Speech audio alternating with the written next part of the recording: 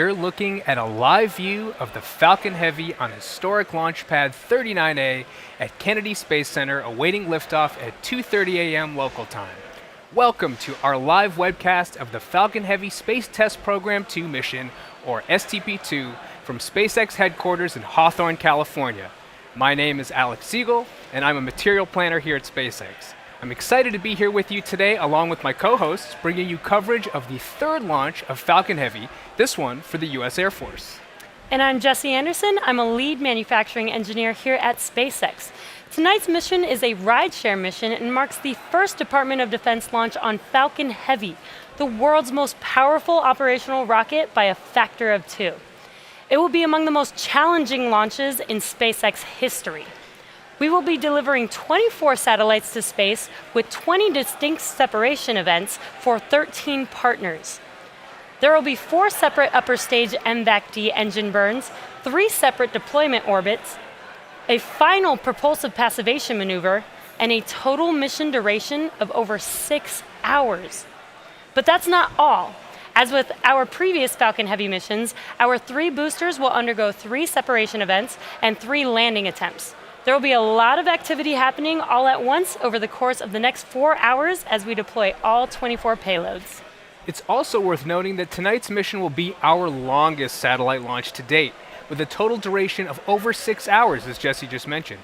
We are pushing the capabilities of Falcon Heavy this evening to demonstrate the vehicle's full potential, which is why it's longer than normal. The launch window this evening is 4 hours long, and we are currently tracking towards the end of that window. If we're unable to launch tonight, our backup window opens up tomorrow, Tuesday, June 25th, at the same time. We're currently at T-minus 17 minutes and counting, and all systems are go at Kennedy Space Center. Let's take a closer look at the rocket. Falcon Heavy is essentially 3 Falcon 9 rockets strapped together, which means it can carry a much larger payload, not only to Earth orbit, but to the Moon and Mars. Like Falcon 9, Falcon Heavy is a 2-stage launch vehicle. The big difference is that the Falcon Heavy's first stage is comprised of 3 cores, and the Falcon 9 only has 1. Each one of these cores has 9 Merlin 1D engines, making for a total of 27 overall. Altogether, the engines produce 5 million pounds of thrust, equal to 18 747s at takeoff. In fact, the engines produce so much power that we don't run them all at full thrust all at once until after liftoff. For the mission today, the center core is brand new, but the 2 side boosters were previously flown in April on Arabsat 6A Falcon Heavy mission. This is the first Department of Defense launch flying reused boosters. Now, during ascent, Falcon Heavy will throttle its thrust up and down and on both side boosters in the center core to balance aerodynamic and structural loads on the vehicle. About 70% through the first stage's burn, the 2 side boosters will separate and come back to Earth for simultaneous landings at Cape Canaveral Air Force Station on Landing Zone 1 and Landing Zone 2. At this point, the mission will proceed just like a standard Falcon 9 flight. The center core will keep firing for another minute, then will perform a standard stage separation from the second stage. We will attempt to land the center core on our drone ship, Of Course I Still Love You, which is currently stationed about 650 nautical miles off the coast of Florida in the Atlantic Ocean. It's worth mentioning that for this mission, bringing back the center core will be more challenging than usual, as our booster will be coming in extra hot and our drone ship is positioned almost double the normal distance from land. Given this distance, we may not receive any video of landing. Now, if we are able to land all 3 cores tonight, it will be a particularly exciting achievement. The second stage is exactly the same as any other Falcon 9 flight. Tonight, the second stage will move through 4 different orbits in order to deliver the payloads on this mission. The first and second are low Earth orbit, or LEO. The third is a transfer orbit, and the final is medium Earth orbit, or MEO.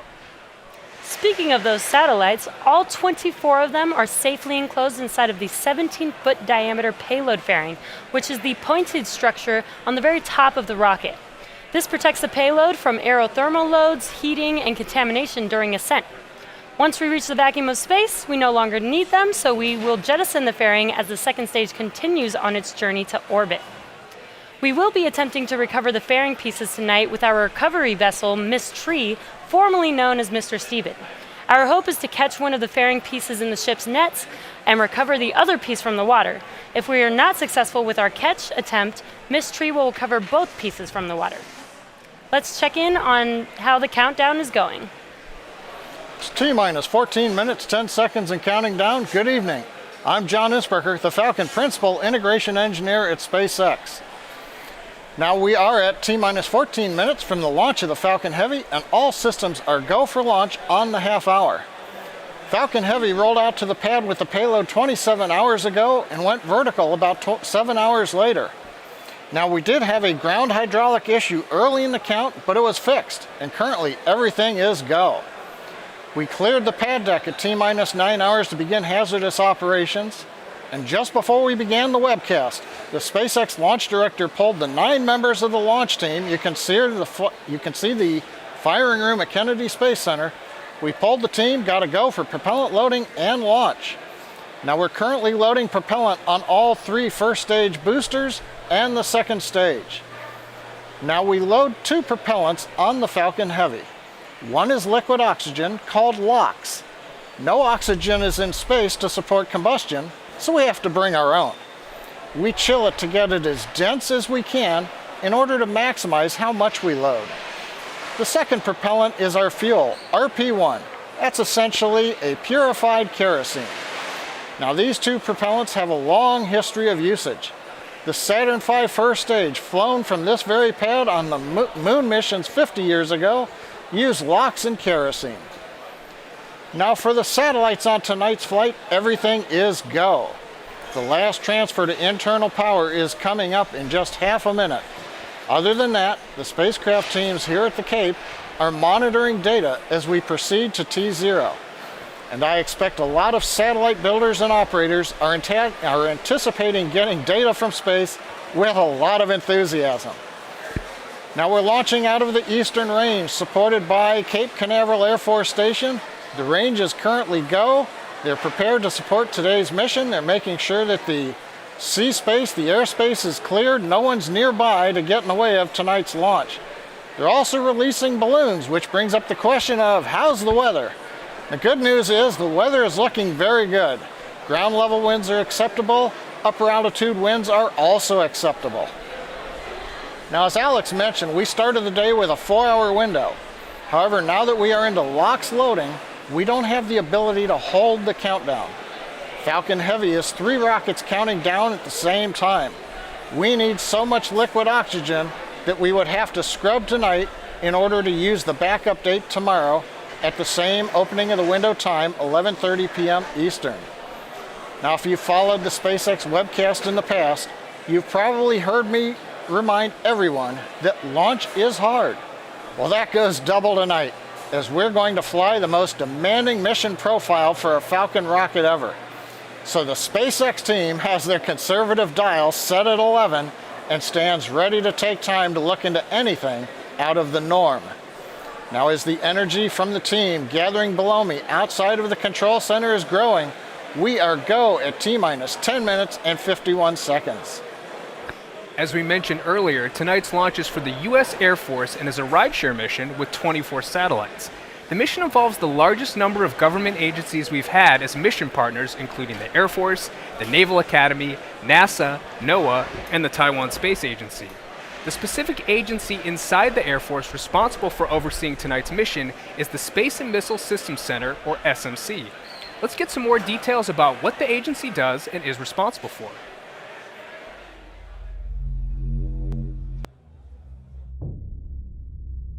What is SMC? SMC stands for Space and Missile Systems Center, but that's just a name. Who we are, what we do, it's much more than just a name. We're the dedicated men and women who develop, acquire, field, and sustain cutting-edge space experiments and operational satellites.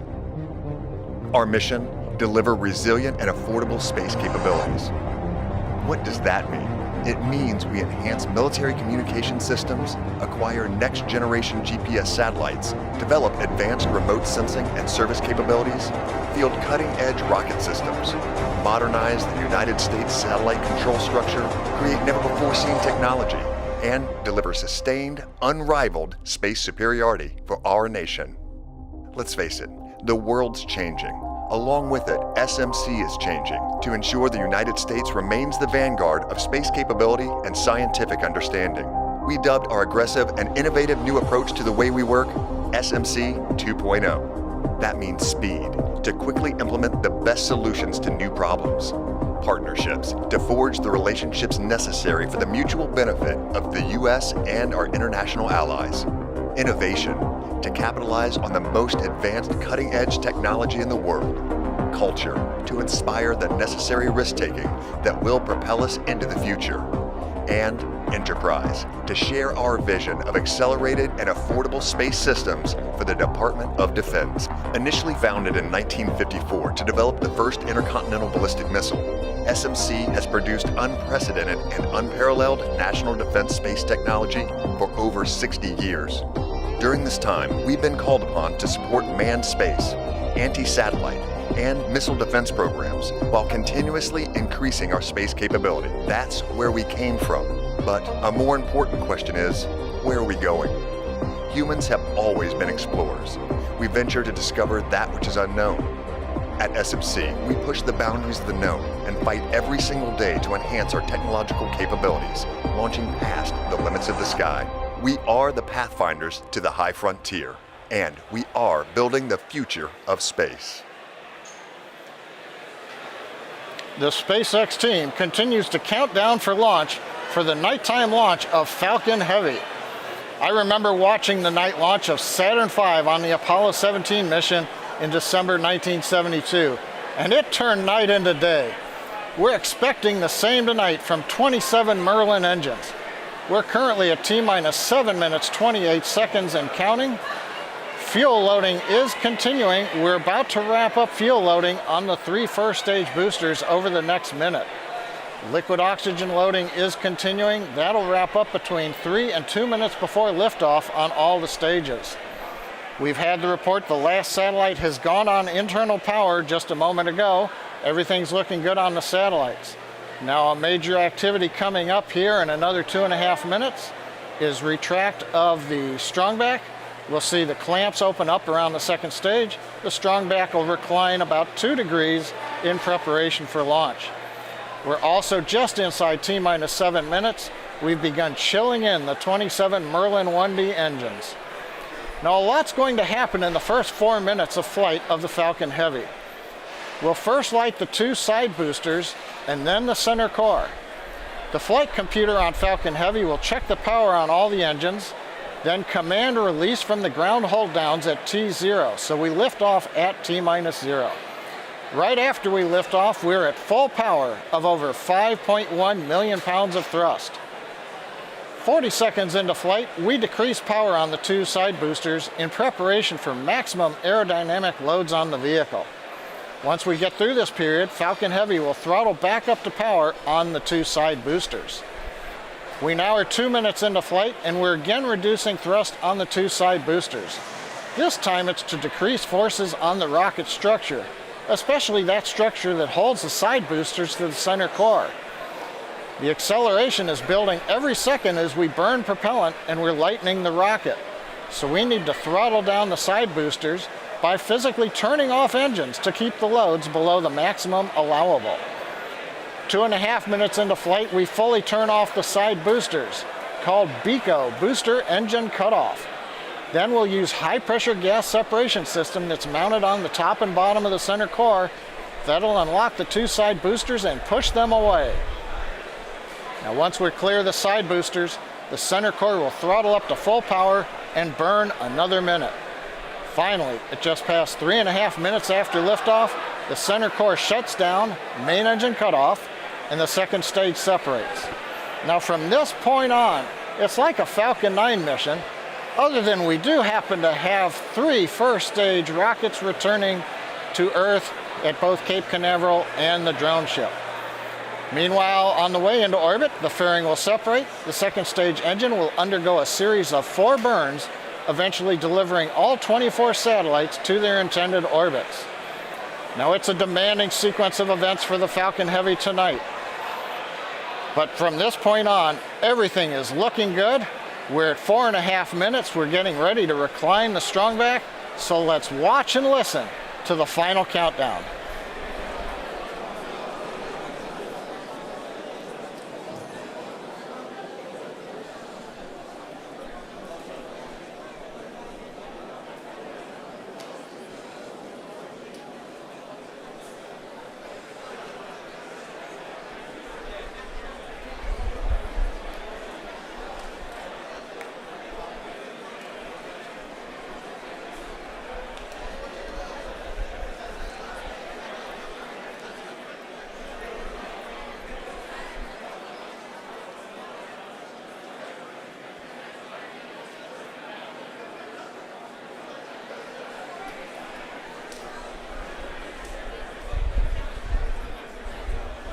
Back starting to retract. And negative Y lock float is closed out.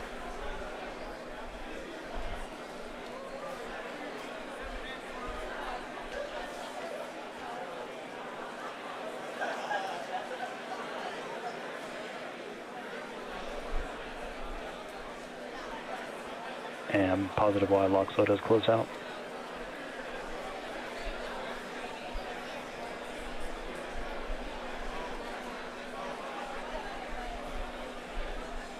Strong back lower is closed out.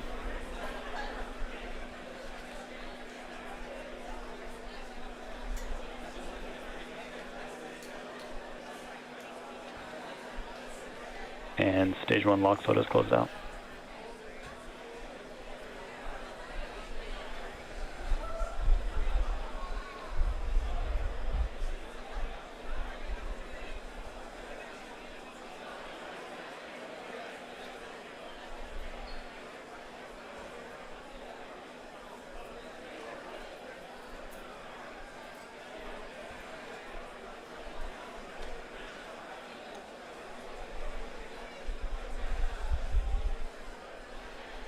Vehicles on internal power.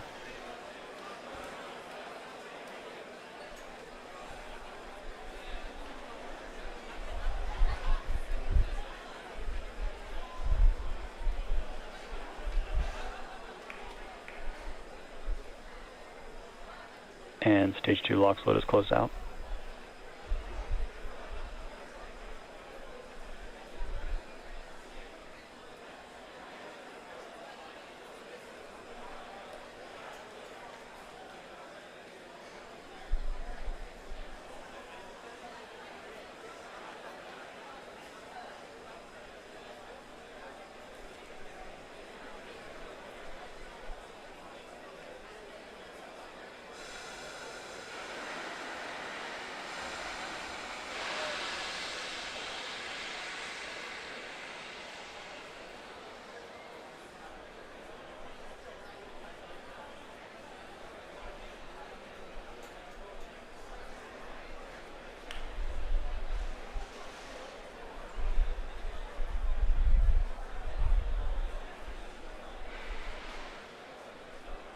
Ground gas closeout complete. And the vehicle is in startup.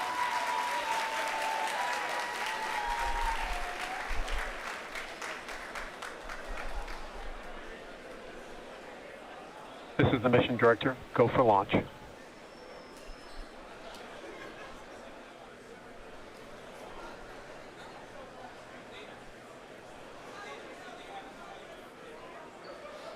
T-minus 30 seconds.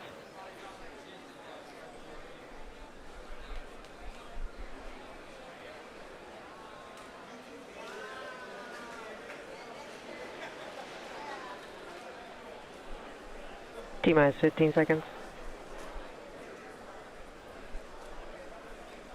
10, 9, 8, 7, 6, 5, 4, 3, 2, 1, 0.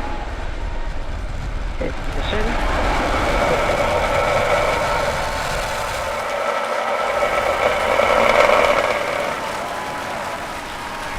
Vehicles pitching downrange.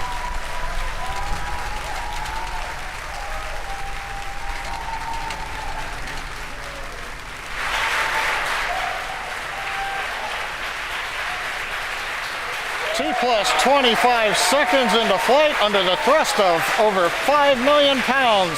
Falcon Heavy is headed to space. We're getting ready to throttle down for passing through the period of maximum dynamic pressure.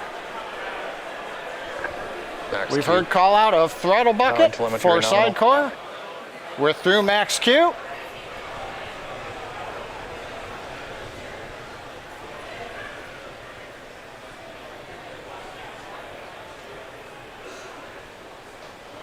Vehicle is supersonic. Everything continuing to look good on the Merlin 1D engines.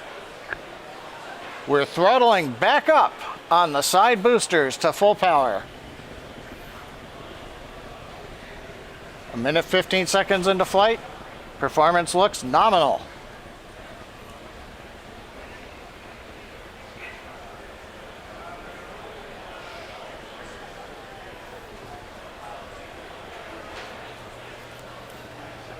Currently, the next event coming up in about 2 minutes. We'll hear call out of chill-in of the MVAC-D engine. That allows liquid oxygen to the top of the turbo pump to get the second stage engine ready to chill for ignition in just a couple of minutes.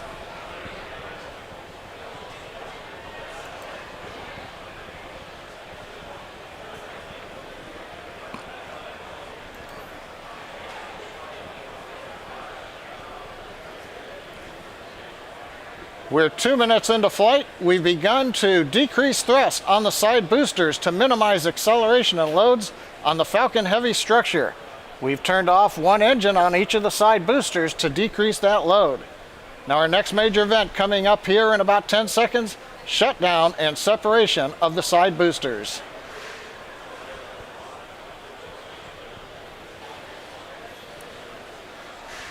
The view should be the side booster cameras on two sides and the center core in the middle. Booster shutdown. Booster separation confirmed.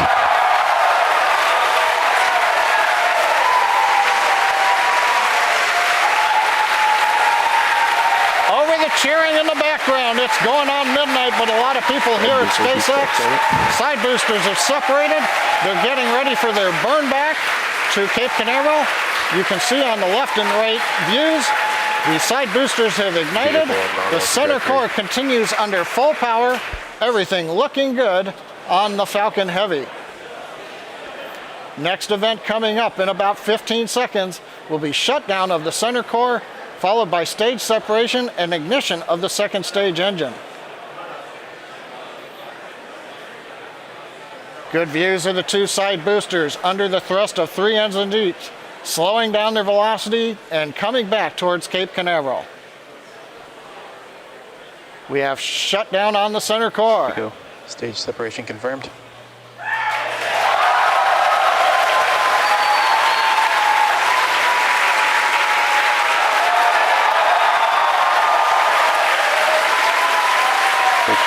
We have successful separation and ignition. We're coming up on shutdown of the two side boosters. Side booster, boost back shutdown. And we've heard the call out side booster, boost back shutdown. The center core, you can see, is not doing a boost back. It's headed downrange to the drone ship. Here comes fairing separation. Cross ranger nominal. Fairing separation confirmed. We have confirmation of the payload fairing separation. So far, 4 minutes, 17 seconds into flight. Second stage looking good, headed to low Earth orbit, carrying the 24 satellites.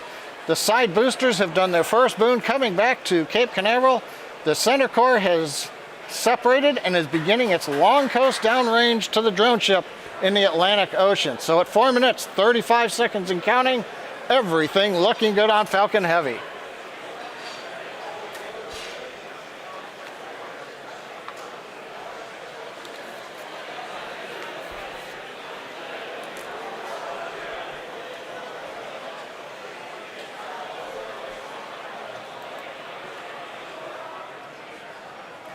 Now those side boosters are making their way back. Their grid fins on all 3 boosters should be deployed, and those are help guiding them to their landing zones.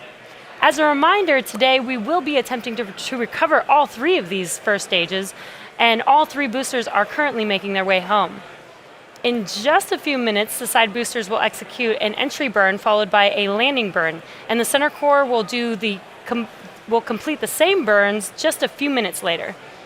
Both burns are used to slow the stage's speed down rapidly before landing.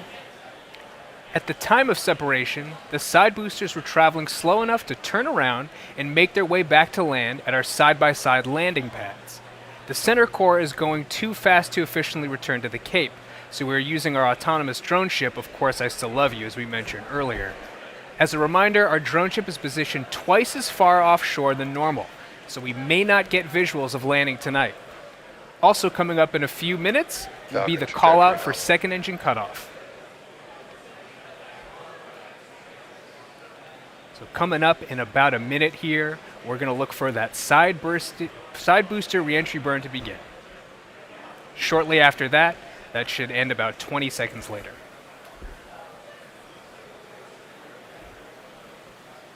You can see both of those boosters on the infrared camera on the left side of your screen.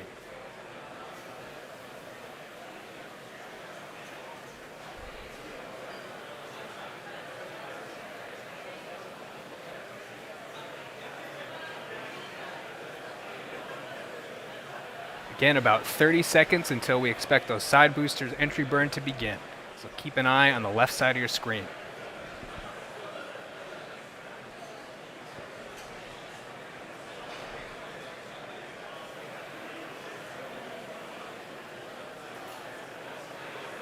In about 10 seconds, we should see those side boosters reignite for their entry burn.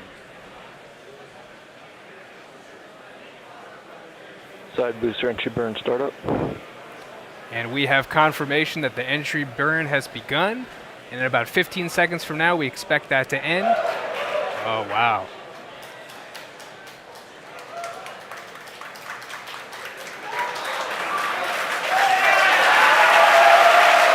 Hear the crowd cheer behind me. And that entry burn has completed.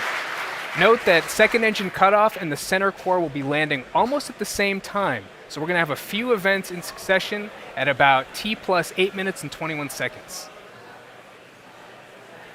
Both side booster FTS is safed. Stage 2 FTS is safe. in terminal guidance. In about 20 seconds, we're going to look for that side booster landing burn to begin on both boosters. Side boosters transonic. About 10 seconds away.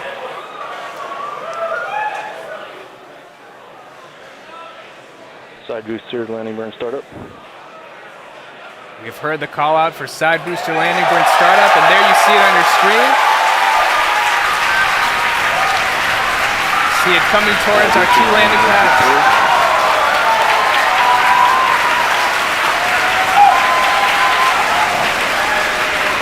See those landing legs deploy.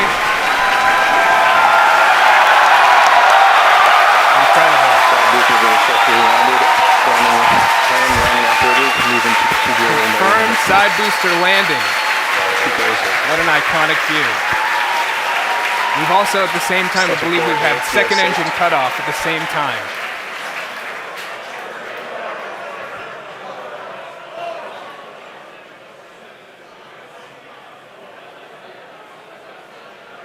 As we mentioned earlier, the center core entry and landing is going to be risky.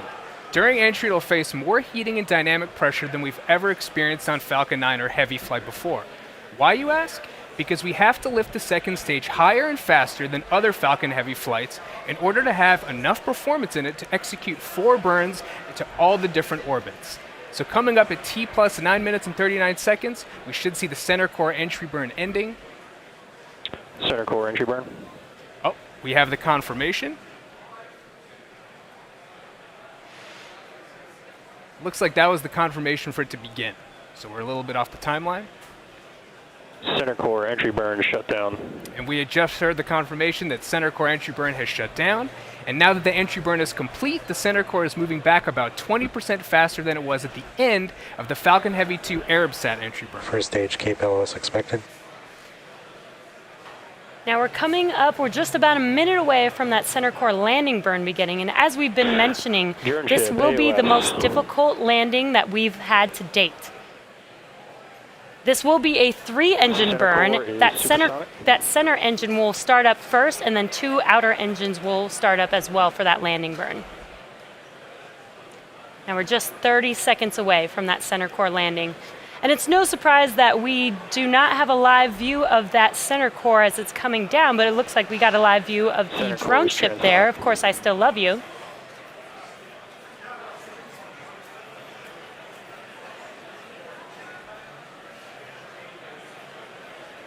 If you're just now tuning in, we're just about 10 seconds away from that center core landing burn beginning.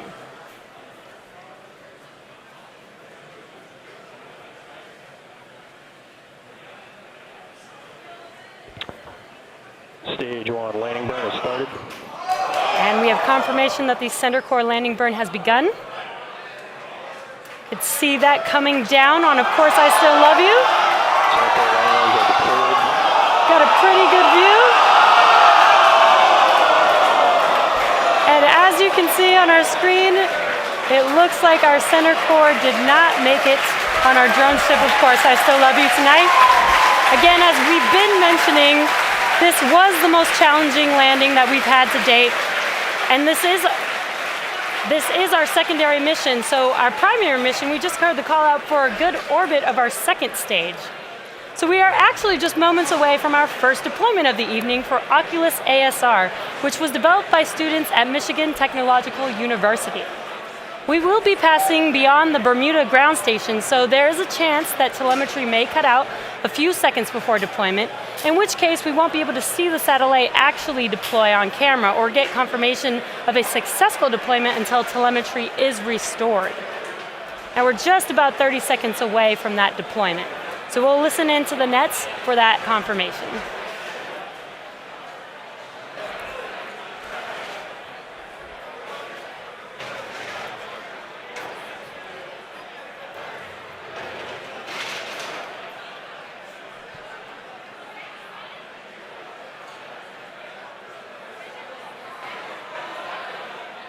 Looks like we still have that live view. Might have a chance to see this deployment live on camera.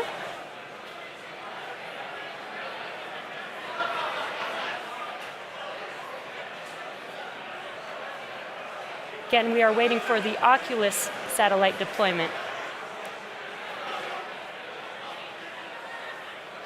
And as we expected, looks like we lost that live view.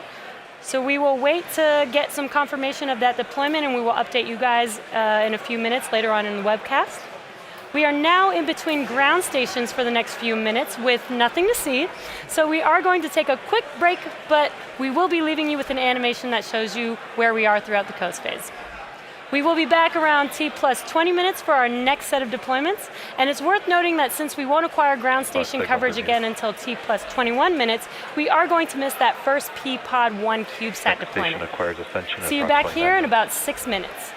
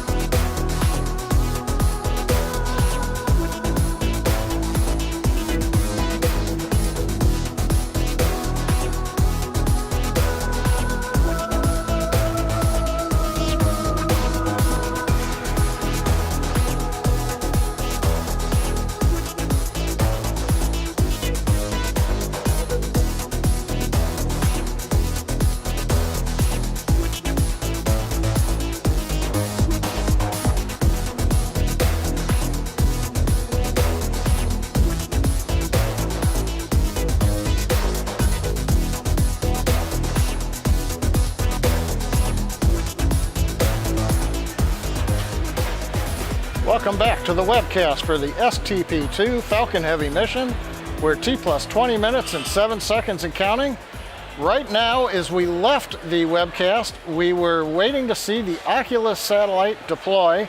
We didn't have confirmation when we lost signal over Bermuda. That was normal, losing signal. You do it when you pass beyond line of sight.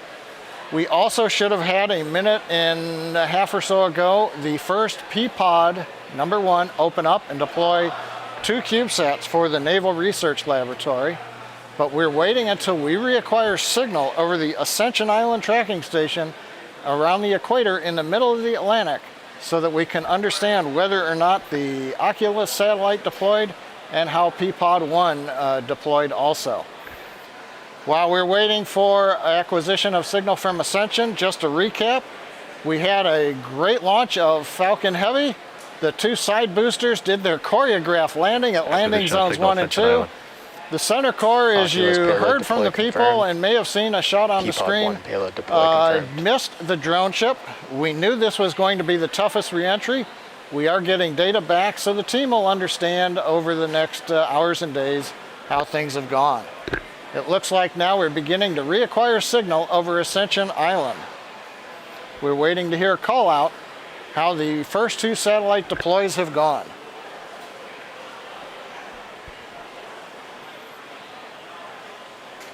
It appears we have confirmation that the Oculus satellite was separated and P-Pod #1 opened up, deploying the Naval Research Laboratory satellites. There's a view from space, and if you remember the view just before we left, on the bottom left was the Oculus satellite, had a white coloring to it, and it's no longer there. Now we're going to cover the last of the 8 P-Pod satellites that are coming up for deployment, and that's going to take about 30 minutes to get through this sequence. The next deployment comes up just before T plus 25 minutes. Now these 8 deployers will open, and they'll release 11 satellites. Now if you've watched our coverage from other launches like Iridium, you know that the 1 camera we have on top of the payload attach fitting cannot see all sides of the dispenser holding the satellites. Because of the positioning right there, as you see on your screen, of the 1 camera, we won't be able to see all of the CubeSat deployments today. In particular, the next 3 P-Pods, 2, 3, and 4 on the back side, we won't be able to pick those up. However, as the second stage does maneuver in orbit, in the sunlight, we might be able to pick up a glint of the sun off of the CubeSats as they move away from the second stage. Now the next deployment, coming up just before 25 minutes, is known as Falcon Sat 7. This is an optical telescope for the United States Air Force Academy. The CubeSat, when it is ejected, will eventually deploy a rigid boom that holds a membrane that acts like a lens in a telescope.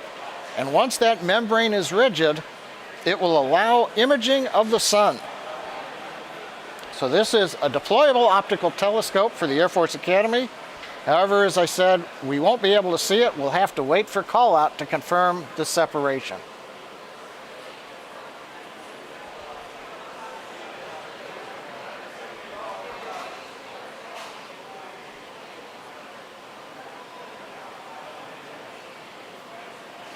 Gabon acquisition of signal.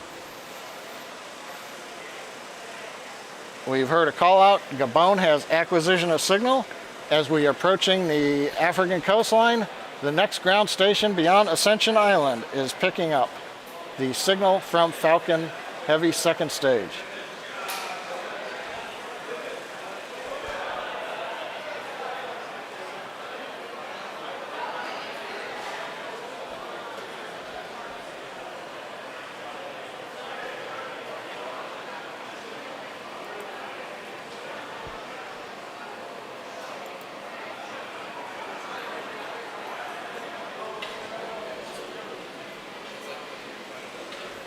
Coming up on deployment in about 5 seconds.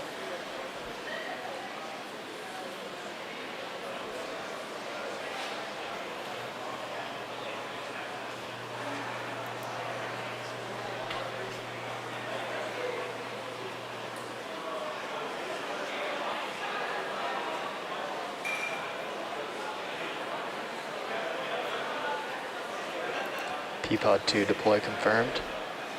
And there's the call out from the avionics engineer. Always a little bit tense as you're waiting for them to confirm that the signal indicates that the door is open. Inside of each of the deployers is a spring that pushes out the CubeSats. And what we have is confirmation that the Air Force Academy deployable optical telescope should be in orbit on its own now. Now we've got about 235 seconds until we get to the next deployment.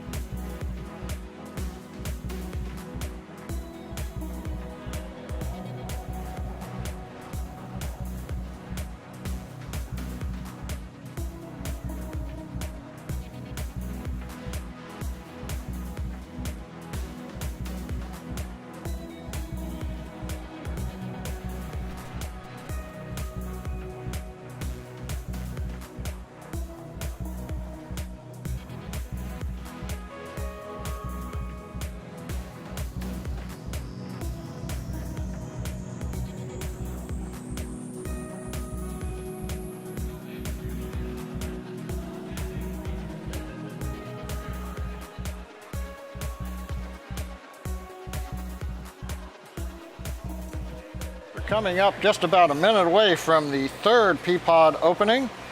Inside this deployer is a single CubeSat. It's known as Armadillo from the University of Texas. Now, Armadillo is an acronym, and bear with me. It stands for Atmospheric Related Measurements and Detection of Sub-Millimeter Objects. Quite a mouthful.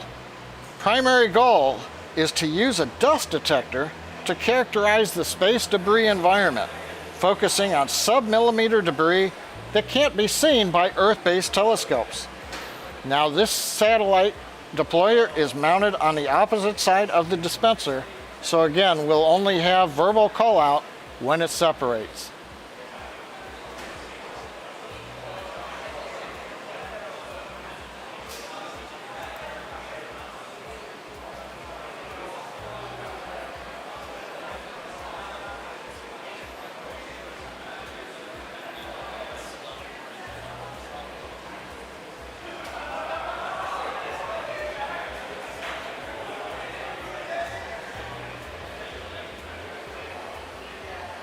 P-Pod 3 deploy confirmed. And confirmation, P-Pod number 3 has opened. Armadillo should be on its way into orbit in the vacuum of space. Next up will be a quick turnaround, only about 145 seconds until we get to the next deployment.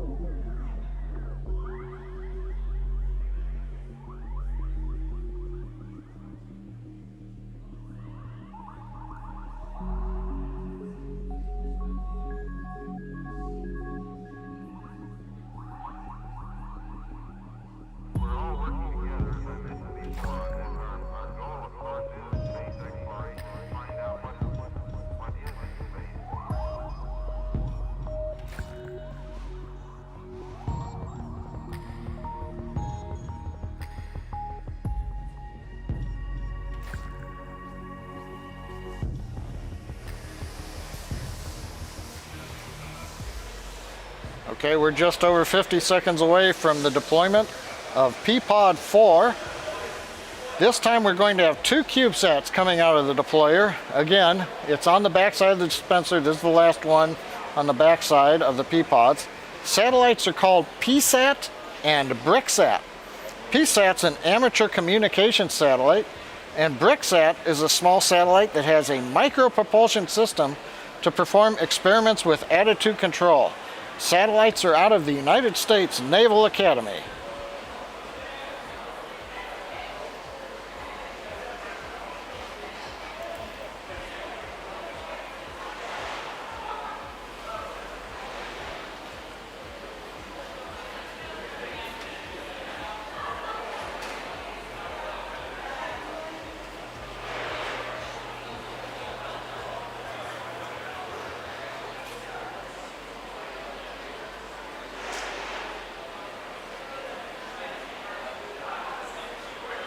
P-Pod 4 deploy confirmed. And we have confirmation over the net from Acquisition avionics. HPK. P-Pod number 4 has deployed. At the same time, we now have acquisition of signal over Hartebeestok, known as HBK, in Africa. And we've got about 165 seconds until P-Pod 5 opens up.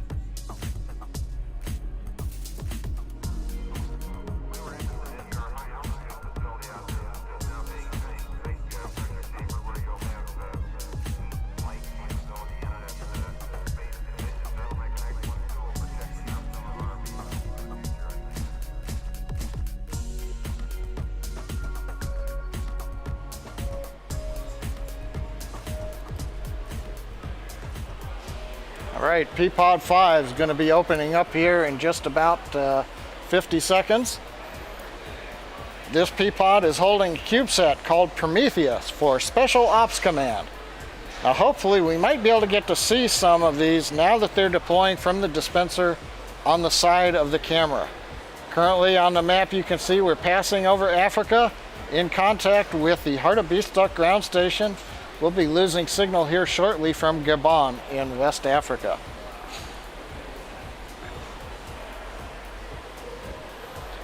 Now in this view, the P-Pod dispenser is located probably at about the 2 o'clock position around the dispenser, the very top. So you've got to look up there and we might see something going by.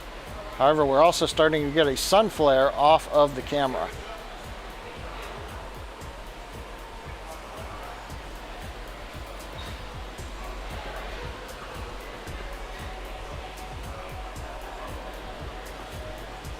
P-Pod 5 deploy confirmed.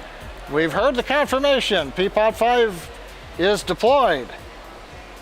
So we're through 5. We've got 3 more P-Pods to go. The last one will be deploying at T plus 50 minutes. So we've got another 16 minutes to get through this sequence. So the next one coming up should be deploying in about 285 seconds, a little more than 4.5 minutes almost.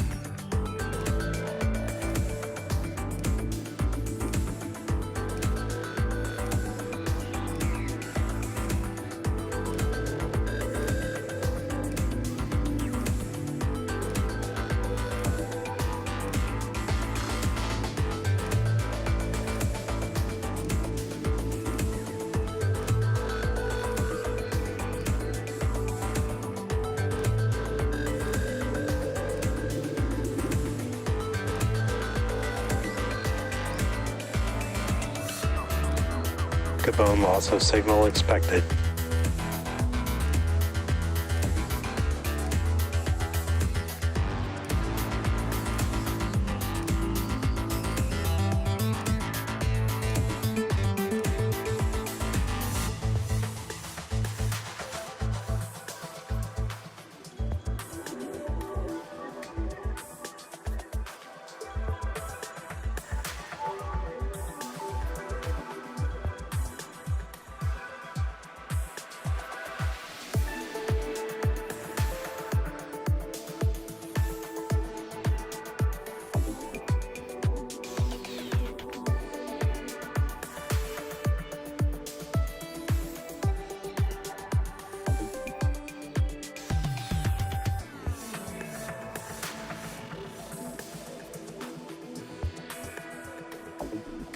Mauritius acquisition of signal.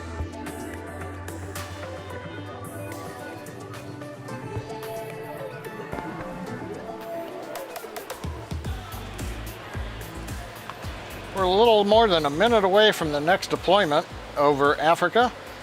In fact, the next two P-pods that will open and deploy satellites are in support of the NASA Enhanced Tandem Beacon Experiment, and they're built by the University of Michigan.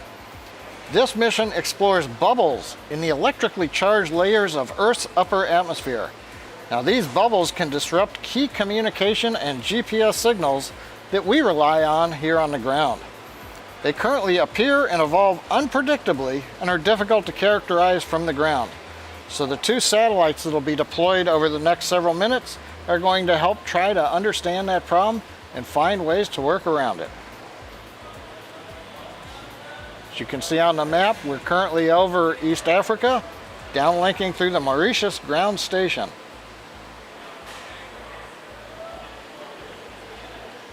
Again, looking up around 2 o'clock at the top of the stack, trying to see if we can spot the CubeSat coming out of the deployer.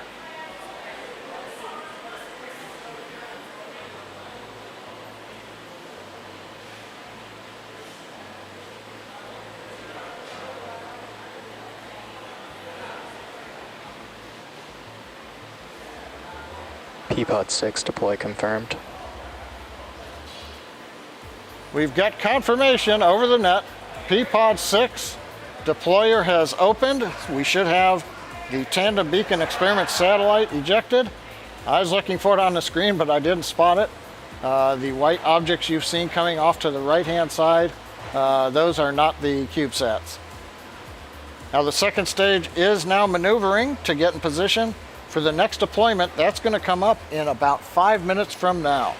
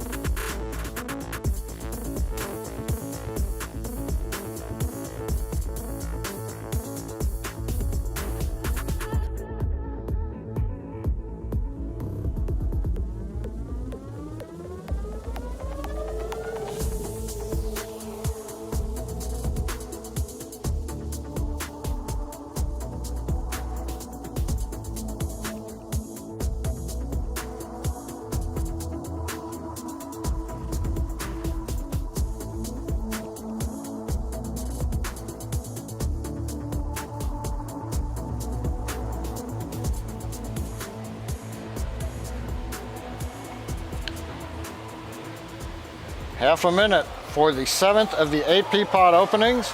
This is also a tandem beacon experiment CubeSat. Now, to study those bubbles that I talked about in the Earth's atmosphere, the 2 CubeSats that we're deploying emit signals in a handful of frequencies to stations on the ground.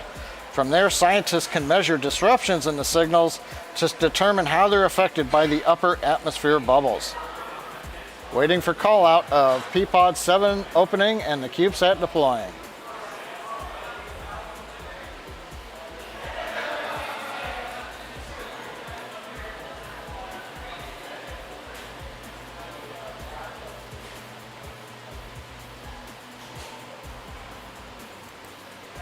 P-pod 7 deploy confirmed. And we've got it, a little late sounding, but we have confirmation. P-pod 7 is open to deploy the second of the 2 beacon experiment satellites for the University of Michigan. And all I've got to say for that is go blue. We're 375 seconds to the final deployment of the P-pod series.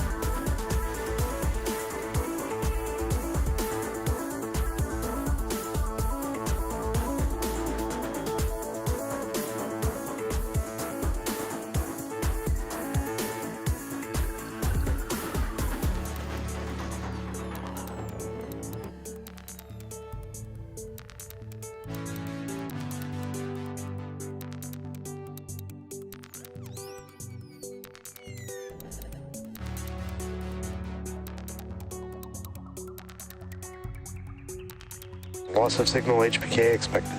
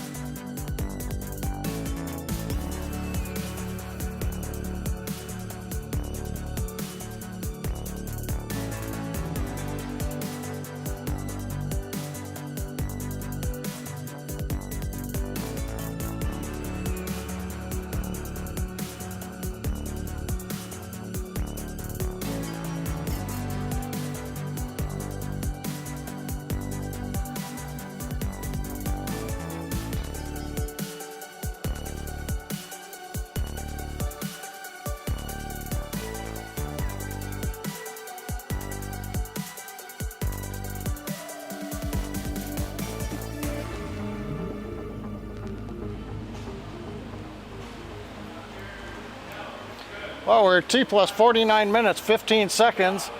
We're out between Africa and Australia getting ready for the last deployer, which will release 2 CubeSats that have been working together starting at liftoff. One is the NASA LEO CubeSat, and the second is the STANGSat CubeSat from Merritt Island High School. Now this combined mission will measure and record the temperature and acceleration data from within that deployer, the P-Pod, during today's launch. Now in addition to collecting that telemetry data during the launch, STANGSat will stream its data in real time via Wi-Fi to the LEO CubeSat, something that typically we've not seen done before in CubeSats. We're waiting for call out of the CubeSat deploy. P-Pod 8 deploy confirmed. Deploy confirmed, and we saw it, at least I did, coming out of the top of the screen. So STANGSat and LEO have successfully separated. And as a reminder, the Merritt Island High School team has been working on this project since 2011, according to their Facebook page.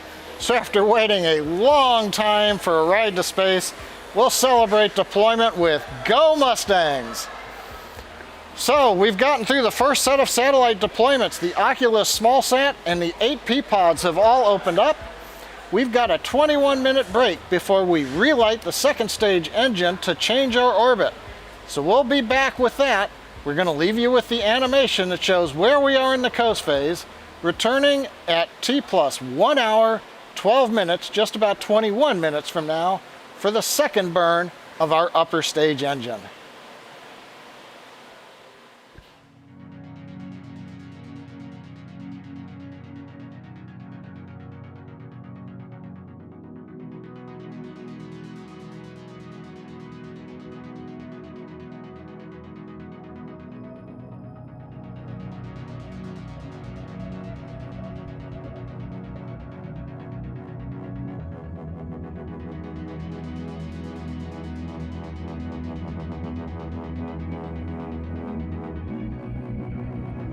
Acquisition West Australia.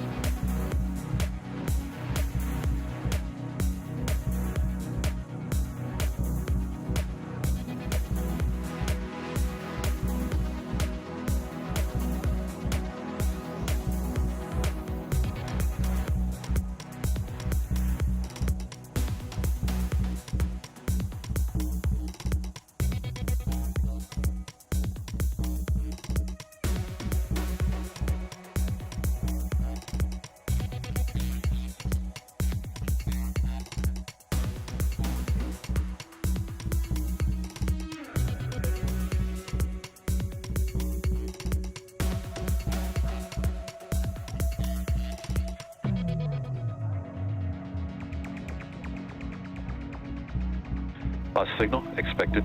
Diego Garcia.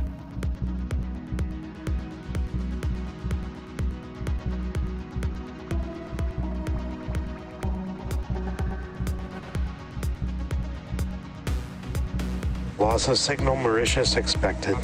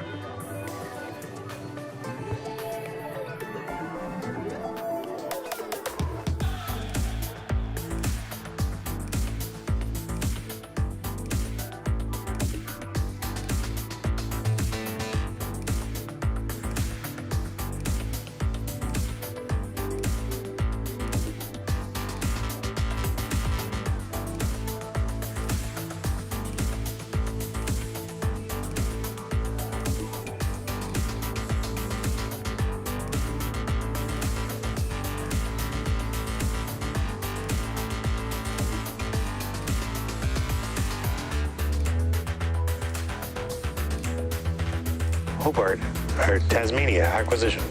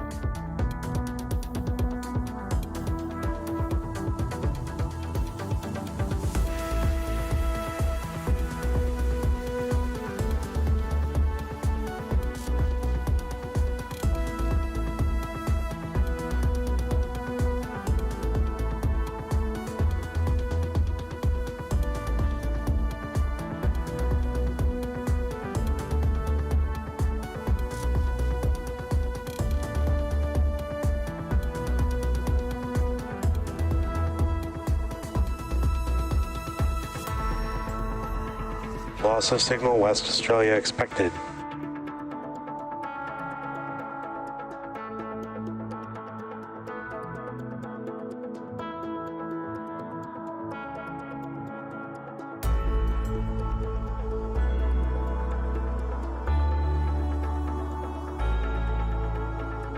Loss of signal Tasmania expected.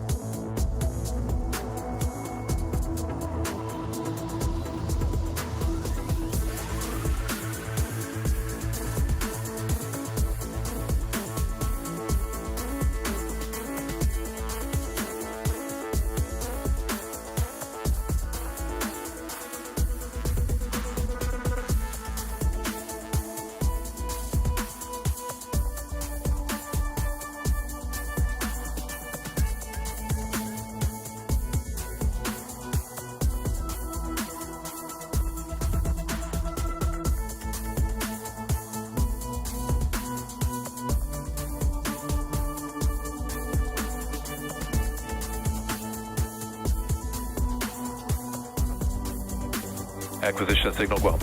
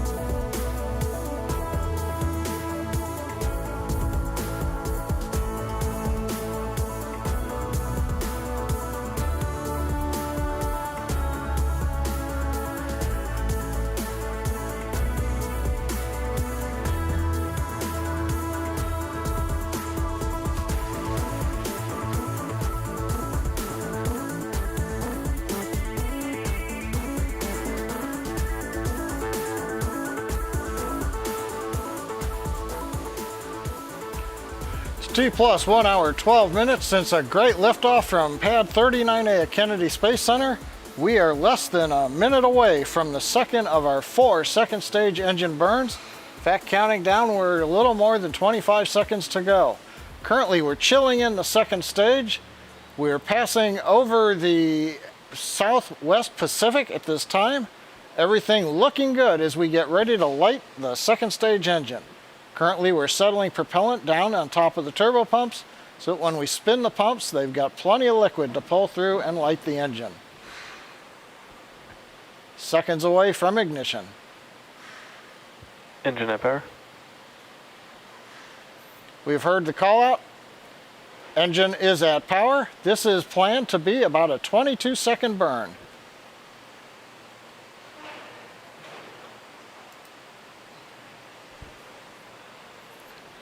Throttling down the MVAC engine. And we heard a report we have good shutdown.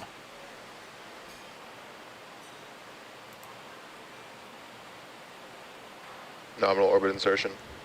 And what we love to hear, the guidance, navigation, and control engineer over the countdown net reports good orbital insertion. So we've had a good burn and a good insertion. Now that we're in the good orbit, we're going to be coasting again for the next 5 minutes or so. We'll be back around T plus 1 hour, 18 minutes, and 30 seconds for our next set of deployments. So stay with us. This will be a series of 10 small satellites, as well as the light sail and 6 cosmic satellites.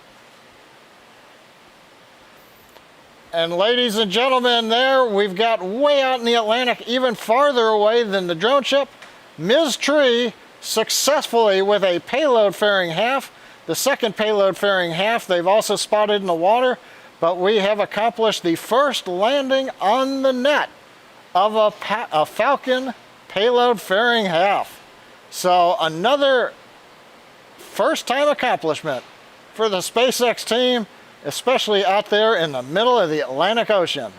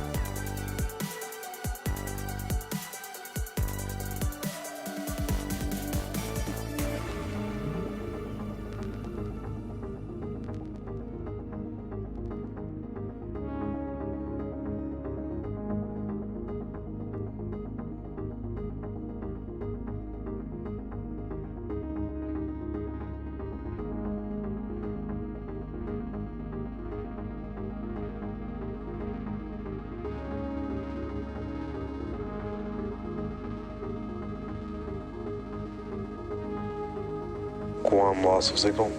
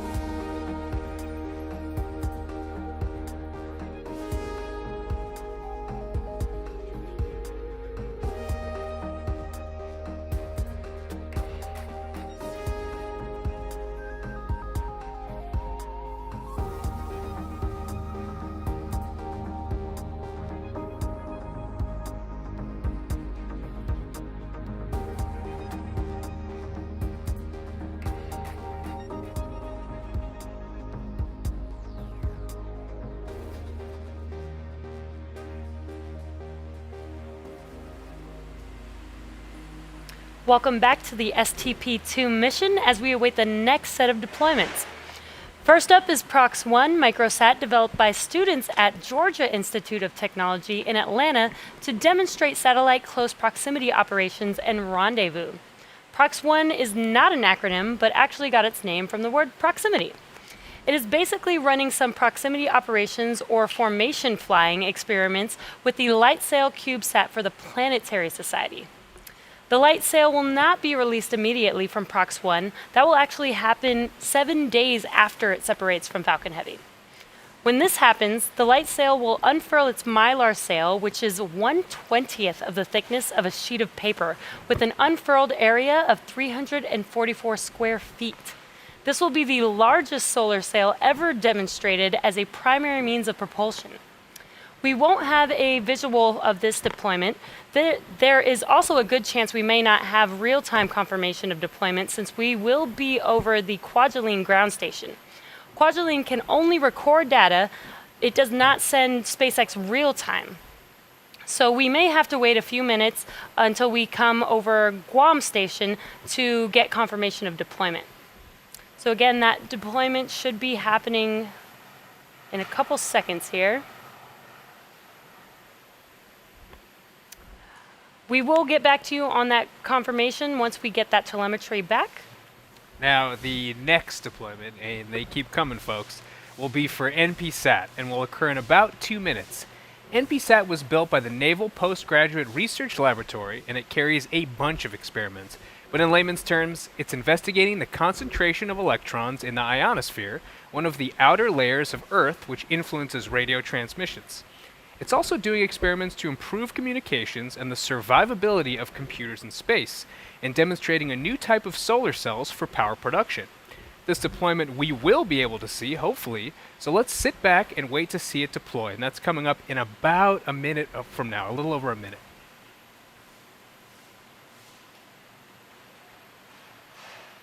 Now, looks like we're still waiting to get connectivity, so despite what I just said, we may not get a visual. Hopefully that comes back on for us.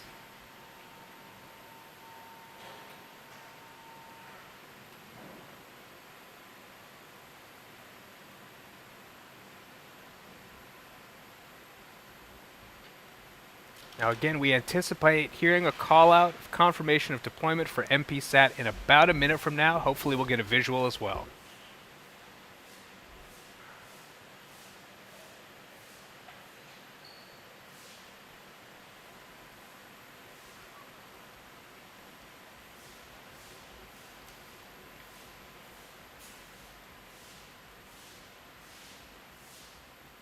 Still waiting on that connection over Guam. We're about 30 seconds away from deployment of the NPSat.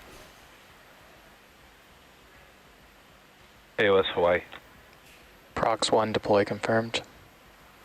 And we did just hear confirmed over the nets that PROX-1 deploy was confirmed. Very exciting, another successful deployment. And in about 10 seconds from now, hopefully we'll hear the same thing and see it as well for NPSat.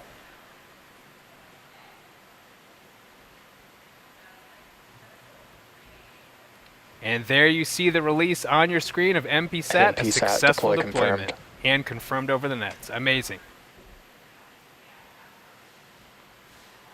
The next deployment will be for the General Atomics Electromagnetic Systems Orbital Testbed, or OTB. Separation will occur in just about a couple minutes from now. Due to the positioning of our camera, though, we will not be expecting to see this deployment live. OTB is a versatile modular platform based on a flight-proven hosting model to test and qualify Acquisition technologies. SSC Hawaii. On STP-2, OTB is hosting several payloads for technology demonstration purposes, including the Deep Space Atomic Clock, designed, built, and operated by NASA's Jet Propulsion Laboratory on behalf of the Space Technology Mission Directorate to revolutionize how spacecrafts navigate. This Deep Space Atomic Clock could change the way we navigate in space. It will be the first ever ion clock flown in space and represents the beginning of an era of better space clocks based on the Mercury ion. It loses only 1 second in 9 million years. Any atomic clock for navigation has to be very precise. Even a clock that is off by 1 second could mean the difference between landing on Mars and missing it by miles.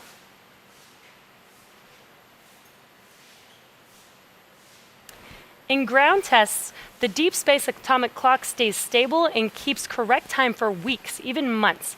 It's up to 50 times more stable than the atomic clocks on GPS satellites. If the mission can prove the stability in space, it will be one of the most precise clocks in the universe. The toaster oven-sized instrument will be tested in Earth orbit for 1 year, with the goal of being ready for future missions to other worlds. Now we should be seeing this coming up or hearing the call out actually in just about 10 seconds from now. Again, we will not be able to see this live since it is not in our camera view. OTB payload deploy confirmed. And we just got that confirmation for the OTB deployment. Our next deployment is coming up in about 3 minutes, and this is for the Green Propellant Infusion Mission, or GPIM, which is a NASA mission that develops a green alternative to conventional chemical spacecraft propulsion systems. Once NASA demonstrates the fuel and compatible system in space, green propellant could replace hydrazine as the status quo spaceflight propellant. Not only will green propellant be safer, it will also be faster and much less costly. Again, due to the positioning of our camera, we are not expecting to see this deployment live either. But we can listen in for confirmation at about T plus 1 hour and 27 minutes. Hopefully we'll get that confirmation over the nets.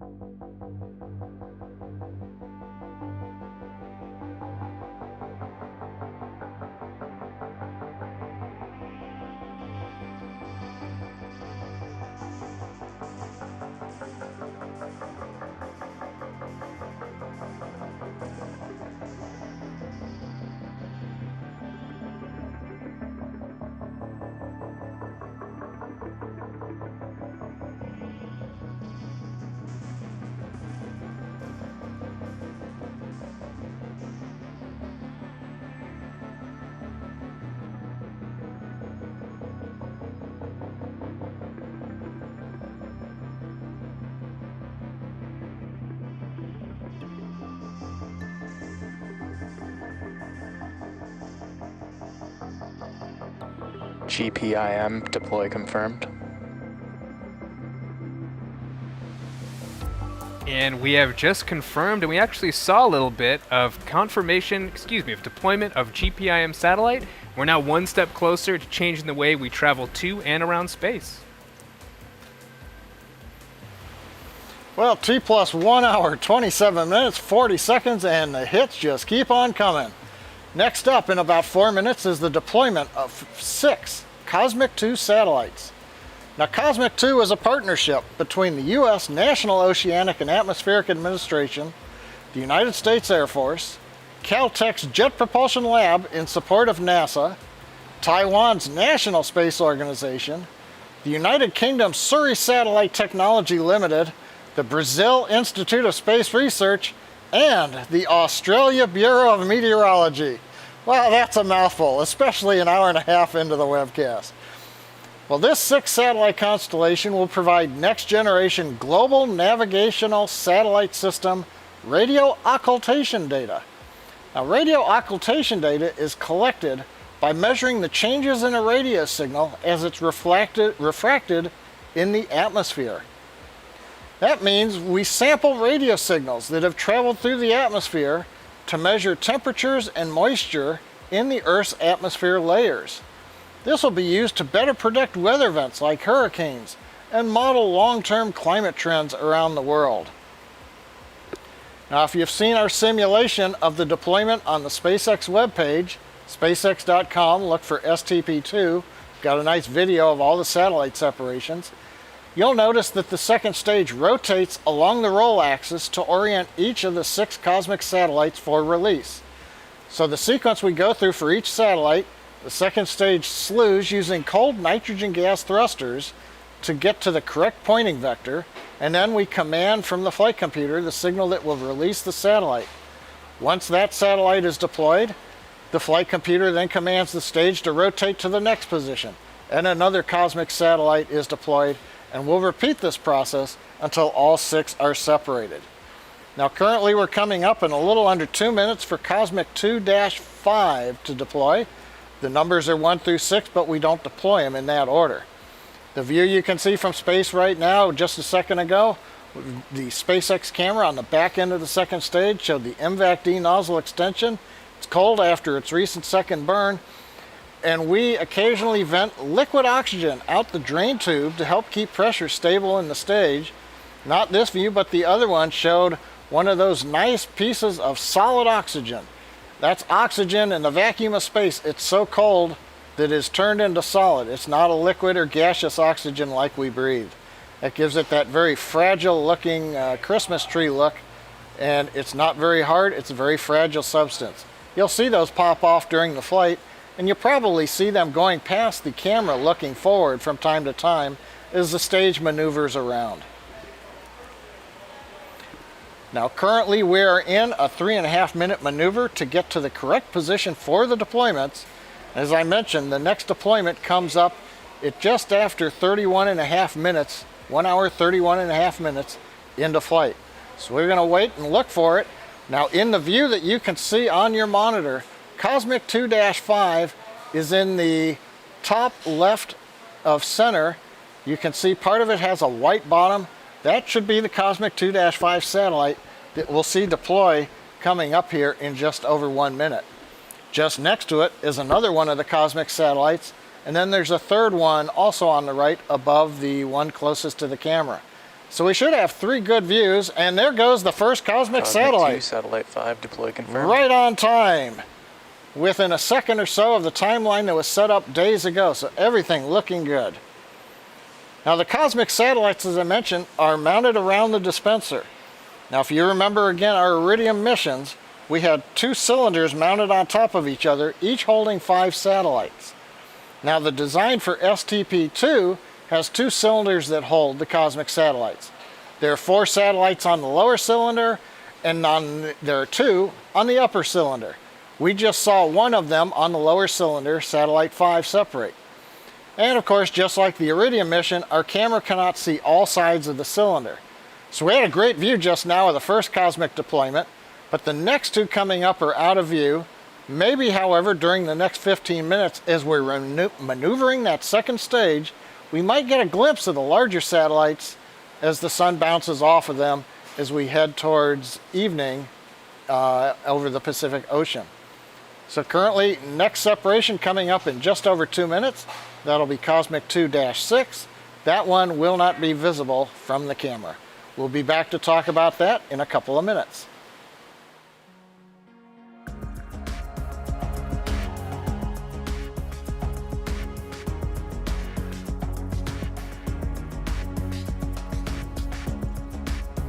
AFSC on Vandenberg acquisition of signal.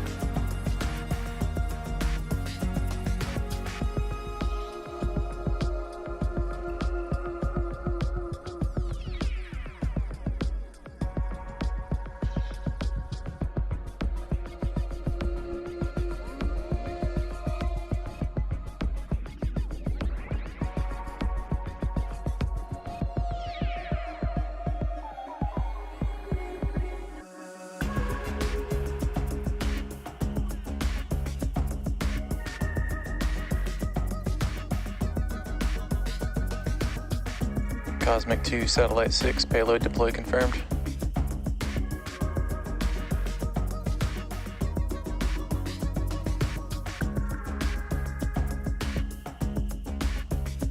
And we heard confirmation.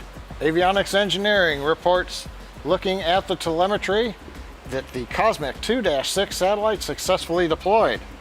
Now, similar to what we do on Iridium, we've got another 2-minute pause. We'll be back for Cosmic 2-2 deploy.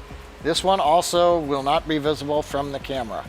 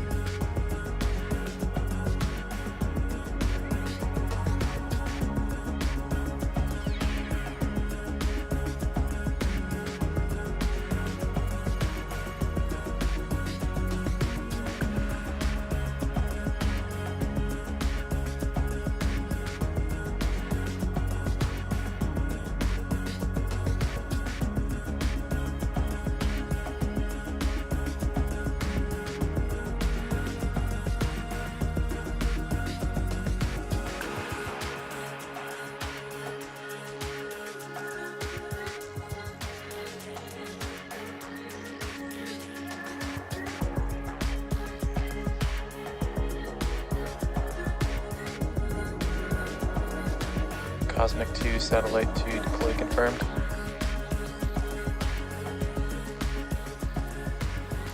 And another good call out from Avionics Engineering, watching the telemetry as we're passing through both over the Vandenberg ground station now, coming up on the continental US.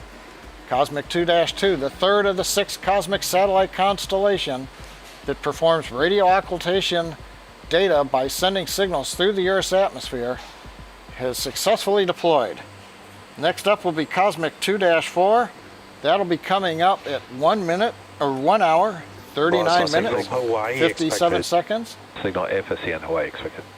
And we are reporting loss of signal as planned of Hawaii, ground station contact with the second stage as we flying further eastward, passing now through the Vandenberg ground stations and coming up on the SpaceX ground station in South Texas a little bit later on. But for now, we've got another couple of Acquisition, minutes. South Texas. And there you heard it, the South Texas ground station. SpaceX is located there, has picked up the Falcon Heavy second stage. So we'll be back in a couple of minutes when we listen to the deploy of Cosmic 2-4. This satellite should be visible. It's on the bottom center, or just left of center, that large satellite that was next to 2-5 when it separated a little while ago. We'll be back shortly to watch that deploy.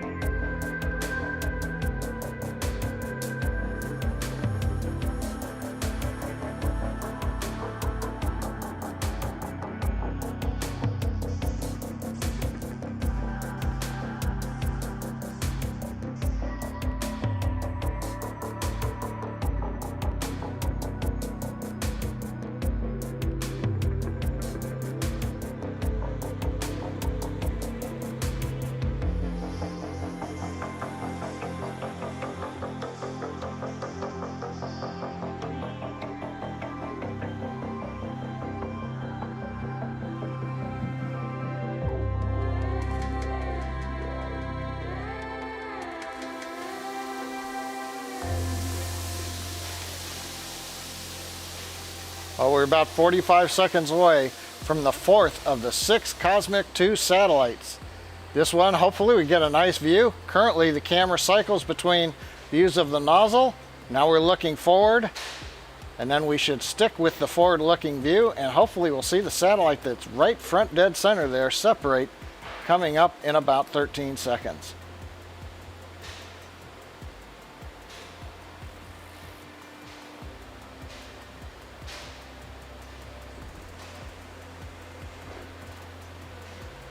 About 10 seconds to go.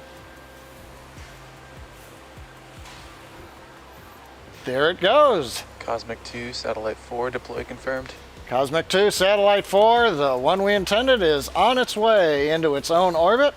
You can see a little bit of that round mounting ring where the satellite was attached to the dispenser that's attached on top of the Falcon Heavy second stage. So next up, we've got Cosmic 2-1. That one is on the back side. That'll be in 3 minutes. We won't be able to see it. And then we'll wrap up with Cosmic 2-3. So we're 4 down, 2 to go of the Cosmic satellites. The P-pods have all opened. They've deployed their CubeSats. The small sats have all deployed. So we've got 2 more Cosmics to go. And then if you can see at the top left of center, that large white flat panel, the very last satellite to be deployed, and that's still another couple hours away almost. That's the DSX satellite that'll cap off the mission. So that one's going to be there for a while, but we'll be bringing you that after we get through the 3rd and the 4th burns of the upper stage engine. But for now, we're going to sit back, watch the video from space, and prepare for Cosmic 2-1 deploy coming up in just over 2 minutes.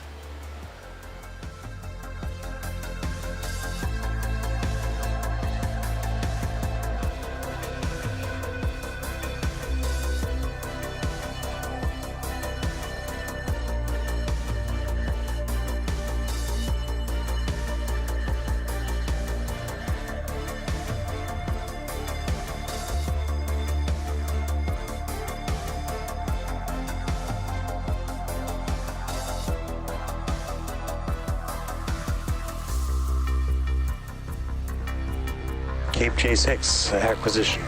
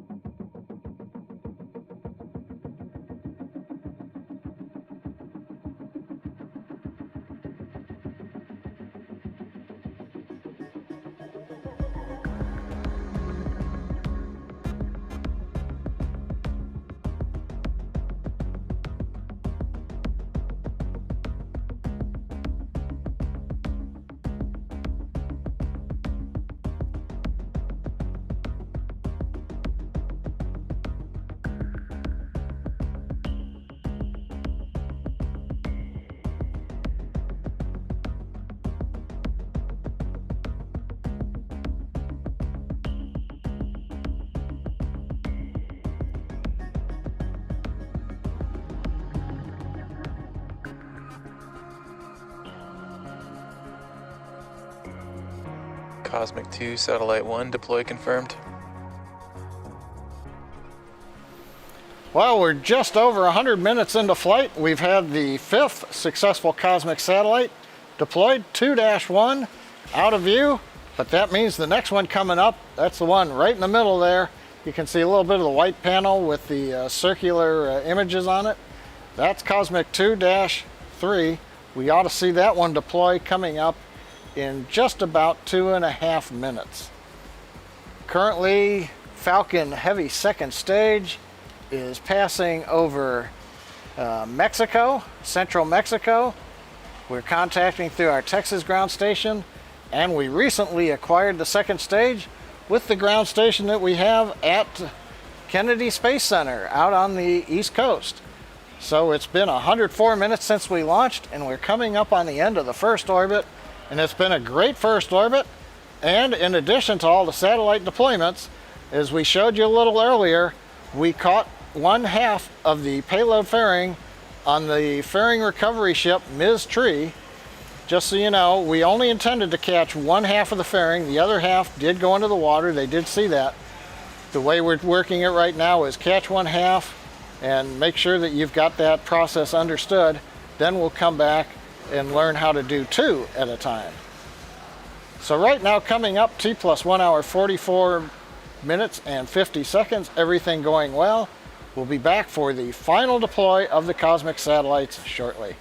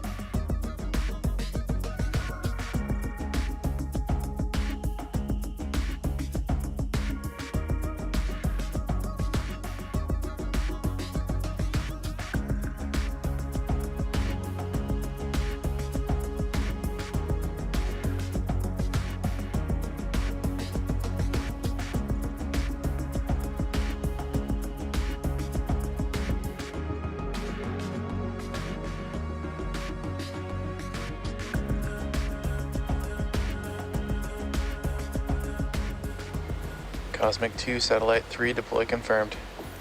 And we've heard the call out from avionics confirming what we all just got to see. Cosmic 2-3 successfully deployed.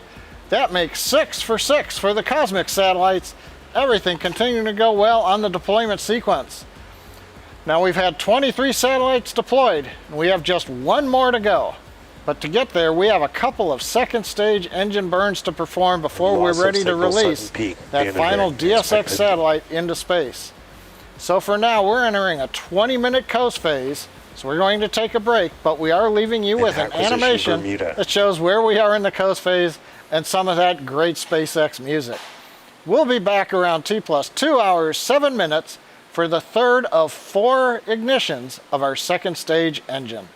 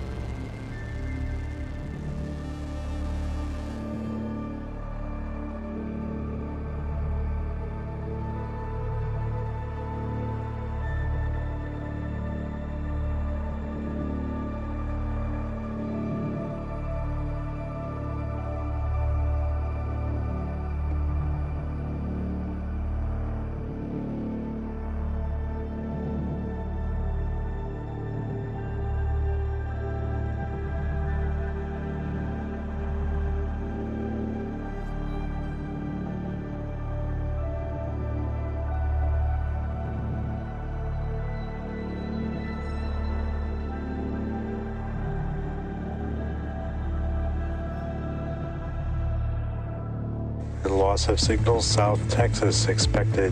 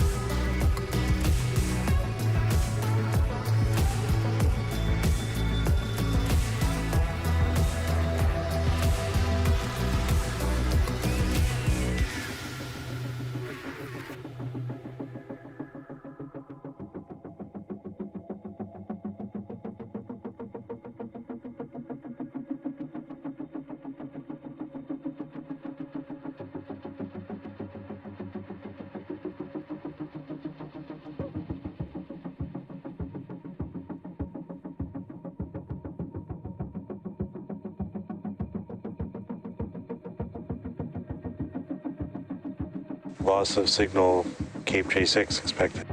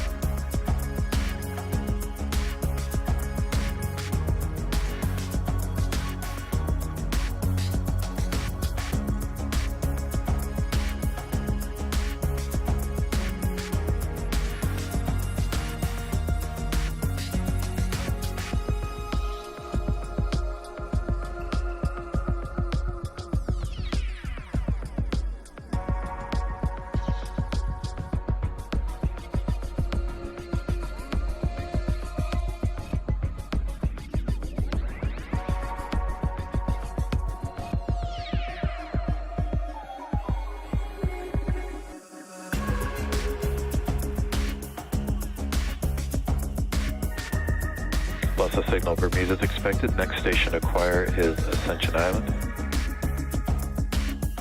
in approximately 3 minutes.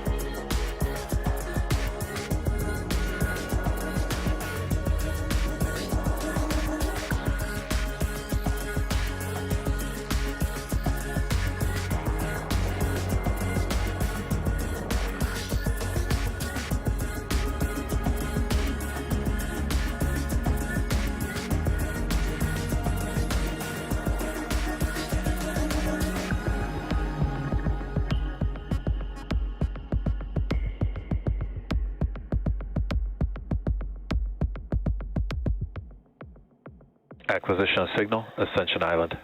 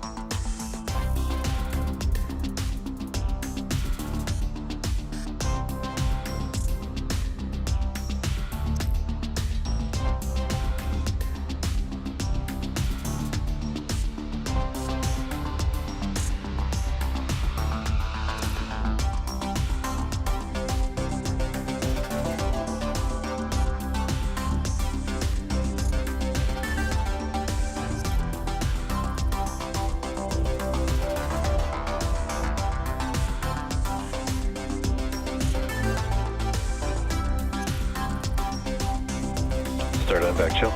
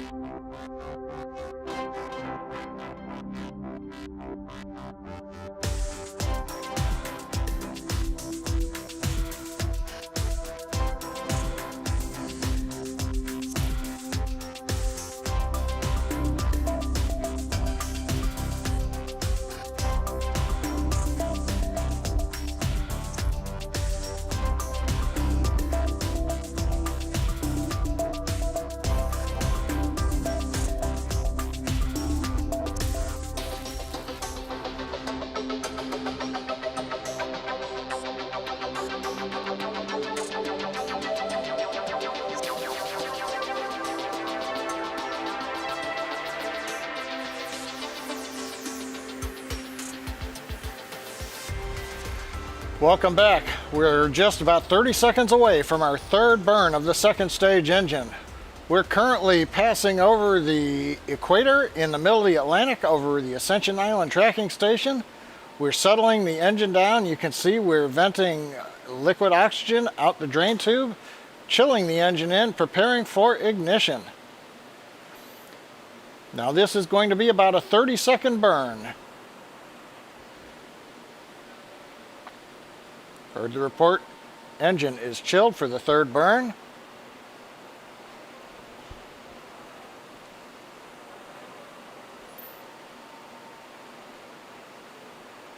We're spinning the engine and we have ignition.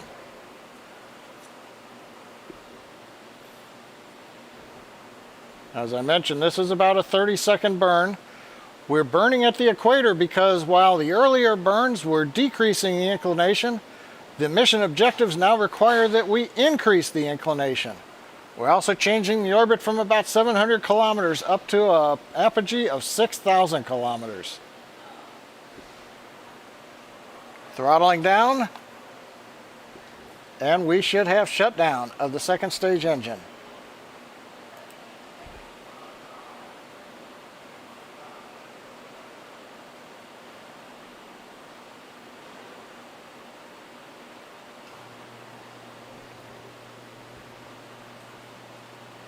Waiting for the data to be processed to show us what the orbit looks like. Nominal orbit insertion. And the call out, the one we always like from guidance, navigation, and control engineer, is a nominal orbit insertion. So we've had a good burn. Now we spent the first 2 hours of the mission in low Earth orbit, but now we're transitioning to medium Earth orbit. So to get from LEO to MEO, the most efficient way is to perform 2 burns of the upper stage engine. Now the first burn, the one we just completed, put us into a transfer orbit. As I mentioned, it had us at one end at LEO, about 700 kilometers, and now the other end of the ellipse will be at the higher MEO altitude, about 6,000 kilometers. But now we need to do a second burn, which is going to be about 80 minutes from now, to get fully into that higher medium Earth orbit. So that means we're going to pause the live commentary. We'll be back at T plus 3 hours and 27 minutes for the last events of a great mission so far. This will be the fourth and final relight of our second stage engine, as well as deployment of the DSX satellite that you can see at the very top of the stack as the camera has been cycling between views of the MVAC engine and the payloads. So 2 hours, 10 minutes into the books. We've got a little bit more to go. Be back with us at 3 hours and 27 minutes.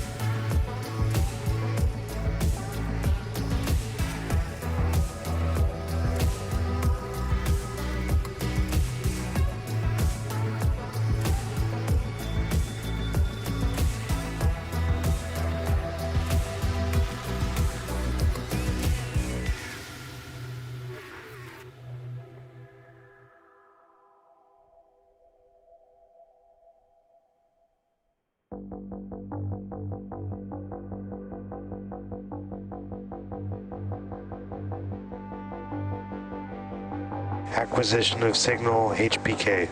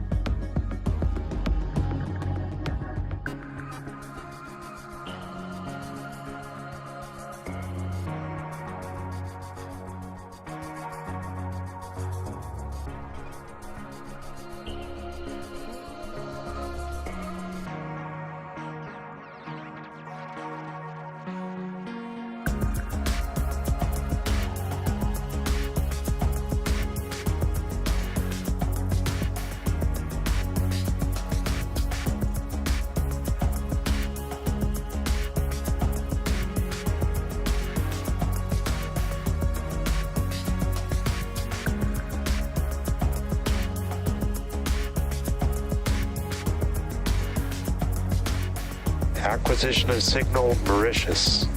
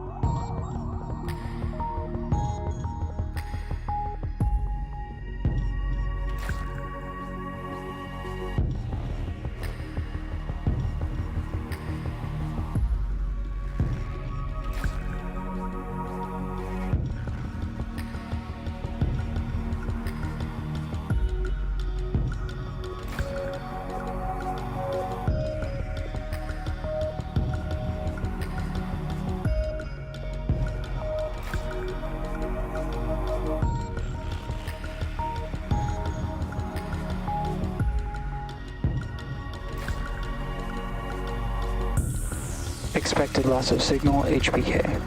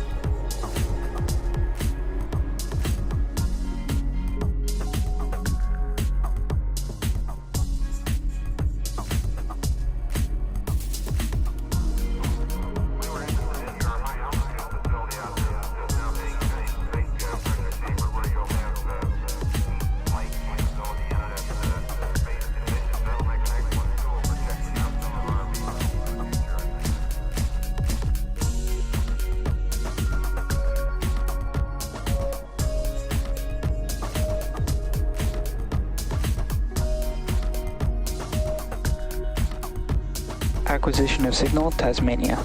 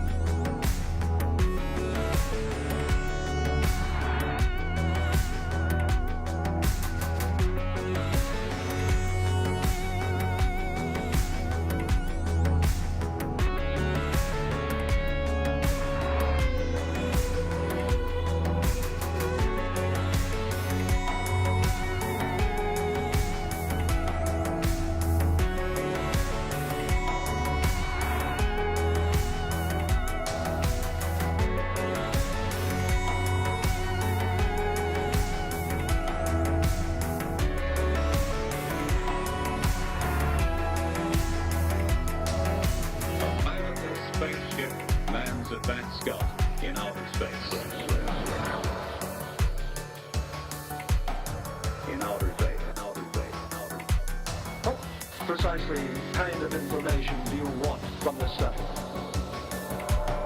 What do you want? What do you want?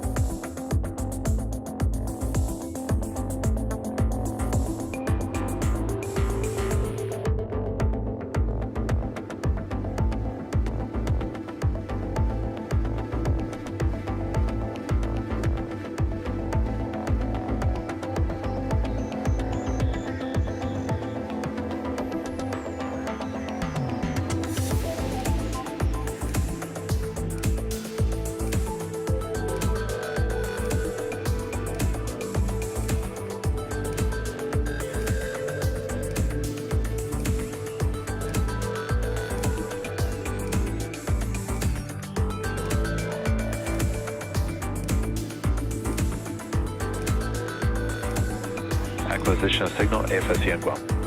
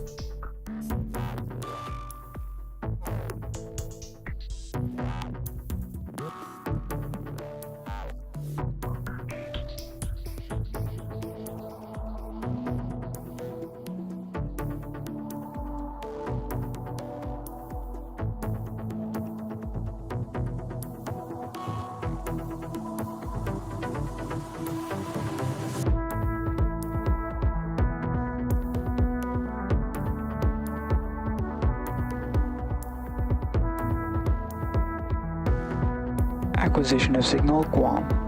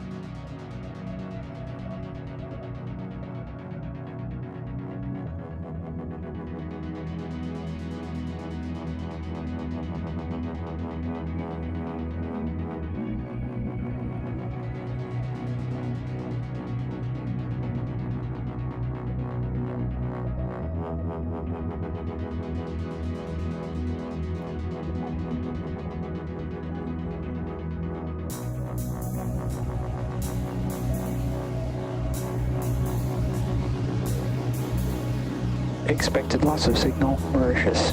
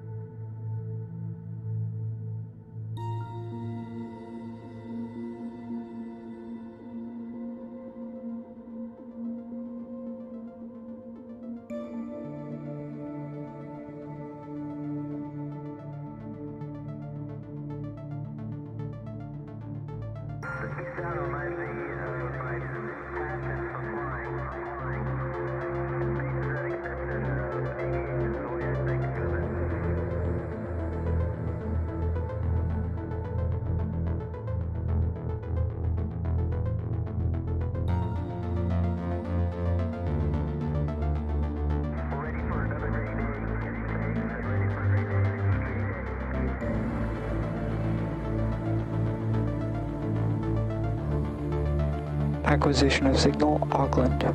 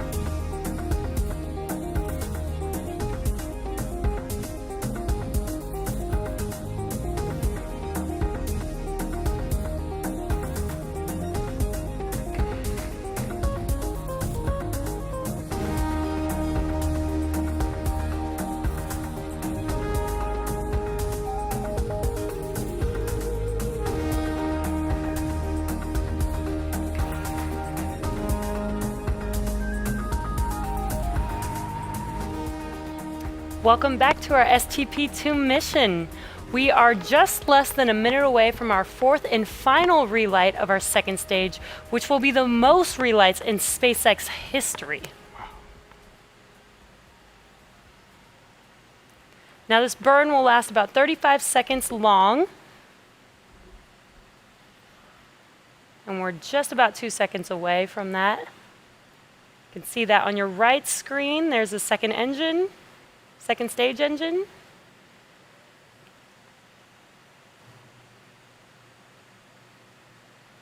And there you see second engine startup. Again, this will be about 35 seconds long. And this is the most relights in SpaceX history for a second stage.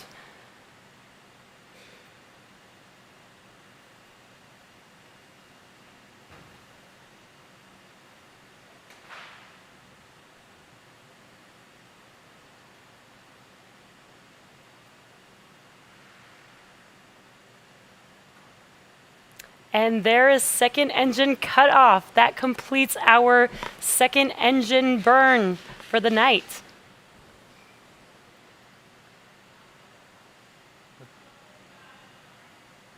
Nominal orbit insertion.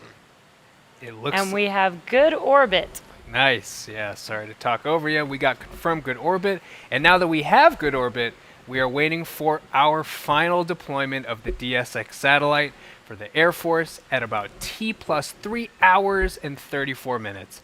It has been quite a night.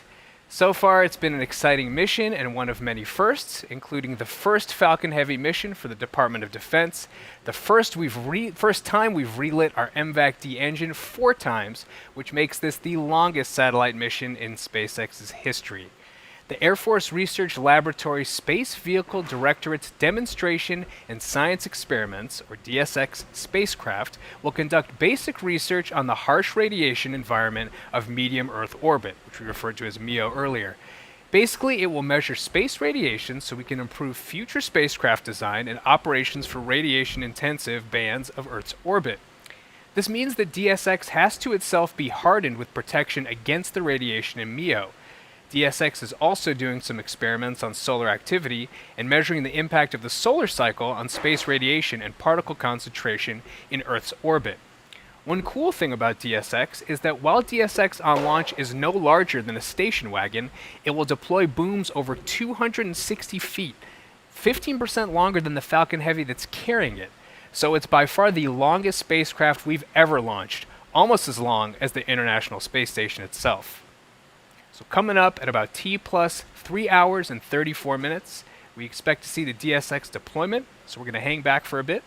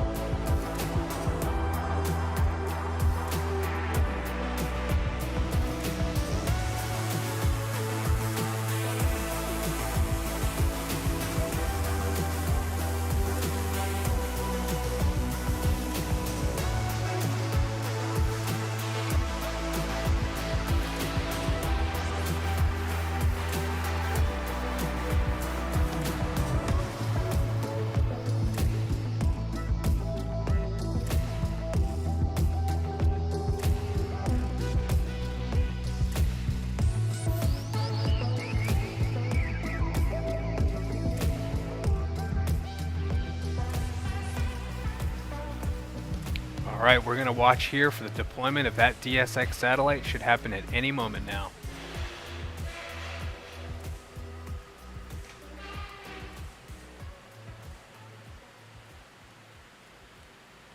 DSX payload deploy confirmed.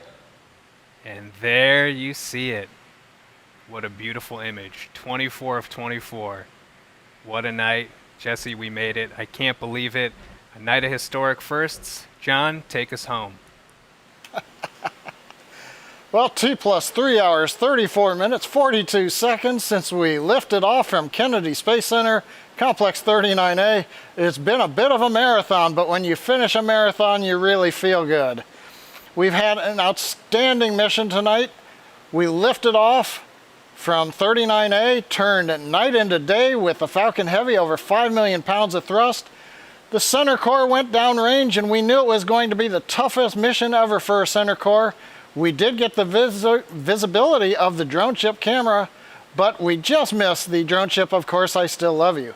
However, the side boosters made up for that with a great return to landing zones 1 and 2 for the side booster. Wonderful landing there. Second stage went into orbit. We did 4 burns of the second stage. All of them were right on target. We did 24 payload separations.